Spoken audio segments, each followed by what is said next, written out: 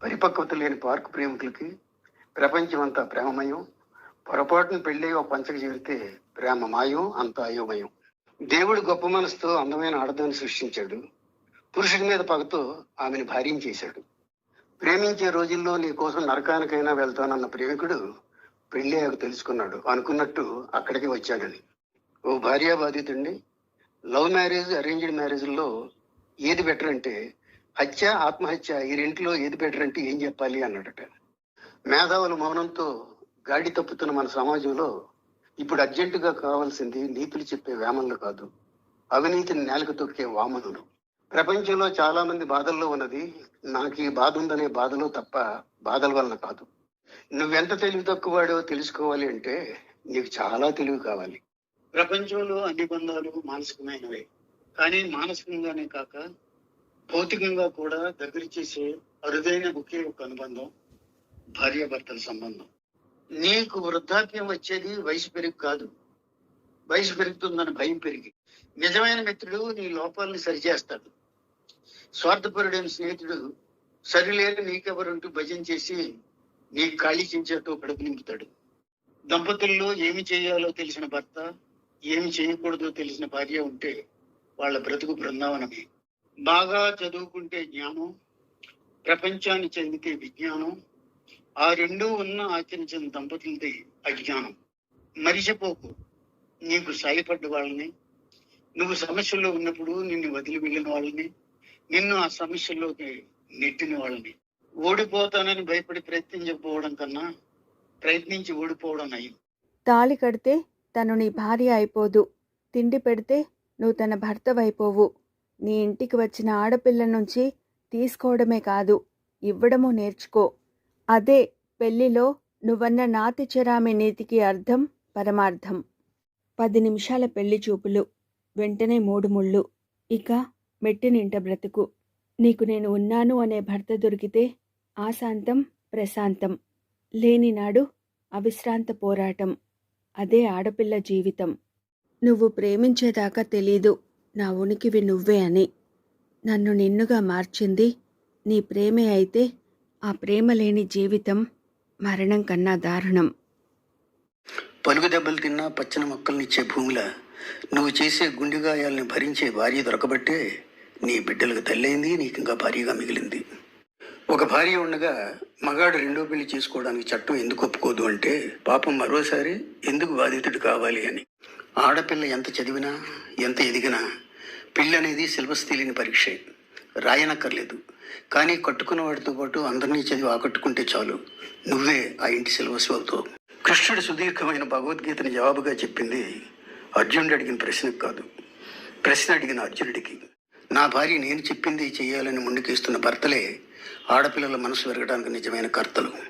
సమస్యలను సునాయాసంగా తీసుకునే ఒక మగాడు తన నెత్తి మీద కాకి అట్టేస్తే ఆకాశంలో చూస్తూ నయ్యం ఆవులు ఎగరకపోవడం గొప్ప అదృష్టం సుమా అనుకున్నాడట.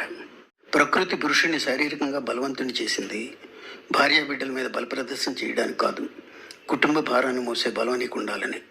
ఈ ప్రపంచంలో అతి దారుణమైన ఆశావాది ఎవరంటే ఈఫిల్ టవర్ మీద నుంచి పడుతూ కూడా అబ్బో నేల ఇంకా చాలా దూరం ఉంది, అందాక ఓ కునికేద్దాం అనుకునేవాడు. ఆడపిల్ల పుట్టగానే చీత్కారం, ఆ తర్వాత ఆడపిల్లవి నీకెందుకే అని వెటకారం.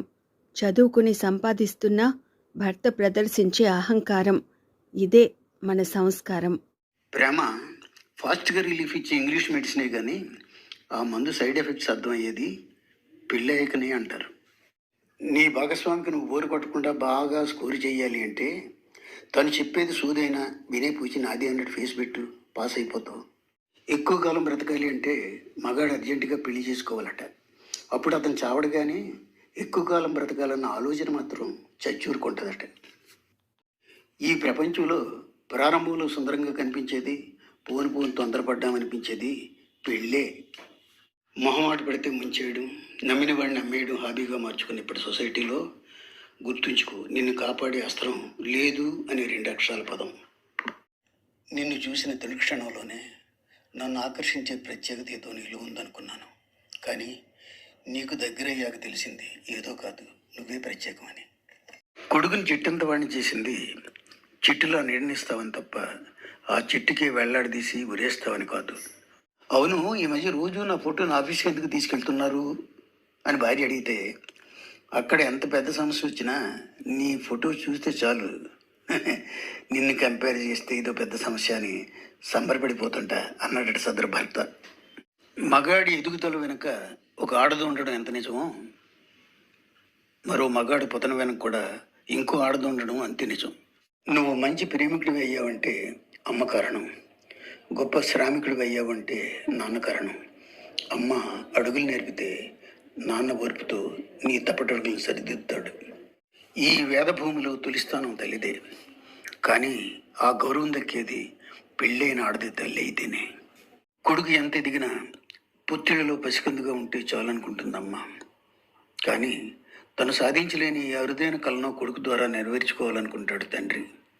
మెలకువగా ఉంటే నిన్నే తలుచుకుంటాను, నిద్రపోయిన వేళ నీ కోసమే కలలు కంటాను.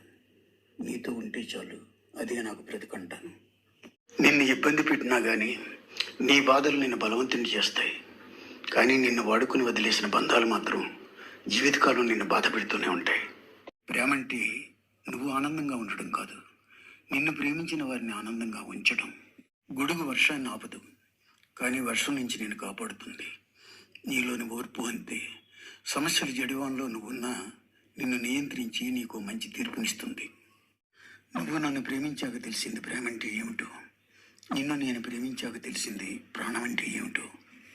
ఎవరన్నారో నేను చేతకాని భర్తనని? నేనెవరిని కేర్ చేయను, అనుకున్నదే చేస్తా. కాకపోతే చేసే ముందు మా ఆవిడని అడుగుతాను. నిజమైనా కానీ నీ భర్త సరైన నిర్ణయాలు తీసుకోలేని పిచ్చి ముద్దని పదే పదే తిట్టుకో. అందుకే నువ్వు అతనికి భార్య అయ్యావు అన్న విషయం తెలుసుకో. మీ దాంపత్య జీవితం ఎలా ఉందని భర్తను అడిగితే, ఇంచుమించు 20 ఏళ్ల పాటు చాలా ఆనందంగా బ్రతికేశాం, ఆ తర్వాతే కలుసుకున్నాం, పెళ్లి చేసుకున్నాం అన్నాడు పాపం నిర్వేదంగా. మంచి దాంపత్యం అంటే మగాడు ఏదన్నా స్వేచ్ఛగా చేయడం, ఆ చేసింది భార్య చెప్పిందే కావడం. నువ్వు గుర్తుంచుకోవాల్సినవి 2 రోజులు. 1 నీ పుట్టినరోజు, 2 ఎందుకు పుట్టావో తెలుసుకున్న రోజు. మనం ప్రాకులాడే చీకటి సుఖాలు దొంగ నోట్లు లాంటివి. చలామణి అయ్యేది మనం పట్టుబడేదాకానే. గతం చించేసిన పేపర్, వర్తమానం న్యూస్ పేపర్, భవిష్యత్తు క్వశ్చన్ పేపర్. ఇది తెలుసుకునే నాడు మన బ్రతికే ఒక టిష్యూ పేపర్. నీ ప్రత్యర్థిని గెలవడానికి బలం కావాలి, నిన్ను నువ్వు గెలుచుకోవడానికి సంకల్పం కావాలి. ఆస్తి ఉంటే మనల్ని పల్లకీలో మోసే మనుషులను కొనుక్కోగలం, కానీ మనకు బదులు మన జబ్బులను మోసే మనిషిని సంపాదించలేం. ఆరోగ్య జాగ్రత్త. ఎవరో చెప్పేది వినడమే నీకు అలవాటైతే నీలోని మేధావి నీతో మాట్లాడే అదృష్టాన్ని కోల్పోతావు. మనసుల్ని ఫోటో తీసే మెషిన్లే ఉంటే ఈ నేల మీద మహాత్ములు ఉండరు, మానవాళి మొత్తం మృగాలే. గెలుపు అంటే 9 సార్లు పడిపోవడం, 10వ పైకి లేవడం. దంపతుల్లో ఒకరు నీళ్ళలా, మరొక నీళ్లలో ఇది చేపలా ఉంటే బ్రష్. ఒకవేళ చేపలను పట్టే జాలర్లా ఉంటే స్మాష్. ఏదన్నా సమస్య వస్తే నాకే ఎందుకు ఇలా జరుగుతుందని కుమిలిపోకు. ఈ పరీక్షలు అందరికీ మామూలే, కాకపోతే క్వశ్చన్ పేపర్లు ఒకేలా ఉండవు. నీ భర్తను సరిదిద్దుకోగానే సరైన నిర్ణయం తీసుకోలేని అసమర్థుడని తిట్టుకో.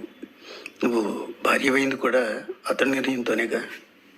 నన్ను నమ్ము, నువ్వు అనుకున్న దానికన్నా బలవంతుడివి, ఆలోచించిన దానికన్నా ధైర్యవంతుడివి, ఊహించిన దానికన్నా వివేకవంతుడివి. పుట్టుక నుంచి ప్రతికూలంగా సాగే మన ఉచ్ఛ్వాస నిశ్వాసాలు మనకిచ్చే సందేశం ఒకటే: బ్రతకాలి అంటే ప్రతికూలతలు అవసరం. నీ బ్రతుకు క్రికెట్లో మంచి బ్యాట్స్మెన్వి కావాలి అంటే స్కోర్ చూస్తూ బ్యాటింగ్ చేయకు, బ్యాటింగ్ చేస్తూ స్కోర్ పెంచుకో. విఫలమైన ప్రతిసారి చేయాల్సింది ఎలా కాదు మరోలా అనుకుని ముందుకు సాగాడు తప్ప చరిత్రలో ఏ సైంటిస్టు ఇక నా వల్ల కాదని ఊరుకోలేదు. మన జీవితంలో సమస్యలు 10%, వాటి గురించి కుమిలిపోవడం 90%. అదే మనకి శాపం. ఎవరో చెప్పారని నీ వ్యక్తిత్వాన్ని నువ్వు మార్చుకోకు. సింహం సాధుజంతుగా మారితే కుక్కలు కూడా వెంట తరుగుతాయని గుర్తుంచుకో. ప్రశ్నించే ప్రతివాడు నీ శత్రువు కాదు, ప్రశంసించే ప్రతివాడు నీ శ్రేయోభిలాషి కాదు.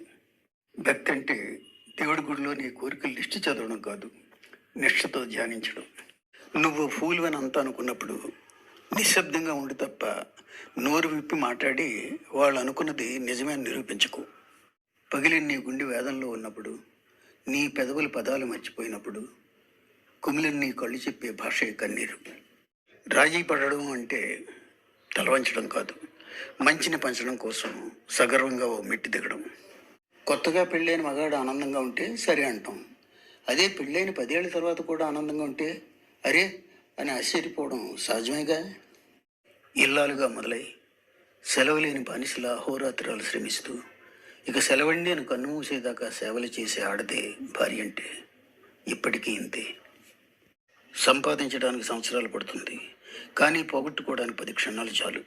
అదే కొనడానికి అమ్మకానికి కుదరని పదం నమ్మకం.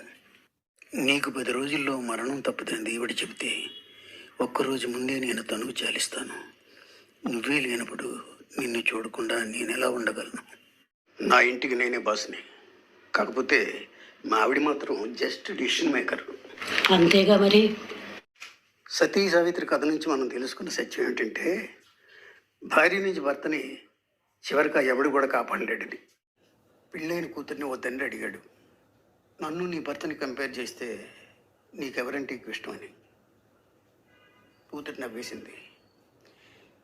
నిన్ను చూసినప్పుడు నా భర్తను మర్చిపోతాను, నా భర్తను చూసినప్పుడు నేను గుర్తు చేసుకుంటాను నాన్న అంది.